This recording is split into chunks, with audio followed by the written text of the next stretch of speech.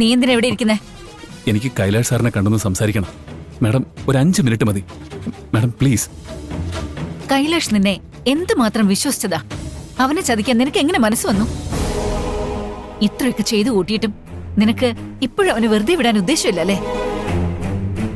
നീ കാരണം ഇനി അവൻ വേദനിക്കുന്നത് കാണാൻ എനിക്ക് പറ്റില്ല. വേഗം ഇവിടുന്ന് പൊക്കോണം. മാഡം, ഞാൻ ചെയ്തത് തെറ്റാണെന്ന് എനിക്കറിയാം. അതിന് മാപ്പ് ചോദിക്കാൻ കൂടിയാ ഞാൻ അദ്ദേഹത്തെ കാണണമെന്ന് പറയുന്നത്.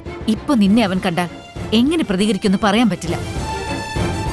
എന്റെ മോനൊരു കൊലയാളിയാകുന്നത് കാണാൻ എനിക്ക് താല്പര്യമില്ല.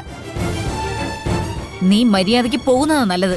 അദ്ദേഹം എന്നെ എന്ത് വേണമെങ്കിലും ചെയ്തോട്ടെ, പക്ഷെ ഞാൻ അദ്ദേഹത്തെ കാണാതെ പോവില്ല. നീ പോയില്ലെങ്കിൽ ഞാൻ സെക്യൂരിറ്റിയെ വിളിക്കും. മാഡം എന്താണെന്ന് വെച്ചാൽ ചെയ്തോളൂ. സെക്യൂരിറ്റിയോ പോലീസോ ഇനി പട്ടാളം വന്നാലും ഞാൻ ഇവിടെ നിന്ന് മാറില്ല.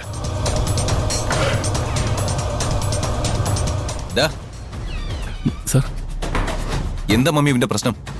ഞാൻ സാറിനോട് മാപ്പ് ചോദിക്കാനാ വന്നത്. സാറിനെ ചതിക്കണമെന്ന് ഞാൻ ഒരിക്കൽ പോലും ചിന്തിച്ചിട്ടില്ല.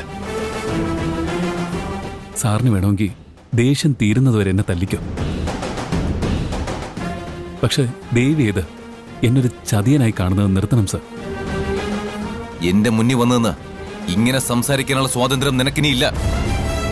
മര്യാദയ്ക്ക് പൊക്കോ. സർ, ഞാൻ പറയുന്നൊന്ന് കേൾക്ക്. നീ പറയുന്നത് കേൾക്കുകയും വിശ്വസിക്കുകയും ചെയ്തിരുന്ന കൈലാഷ് മരിച്ചു. സാർ അങ്ങനെയൊന്നും പറയരുത്. സാർ എന്നോട് ക്ഷമിക്കണം. ഞാൻ സാറിന്റെ കാല് പിടിക്കാം.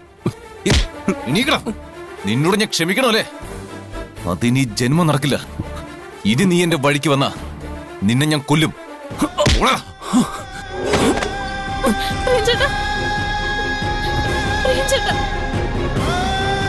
ഒന്നും പറ്റിയില്ലല്ലോ.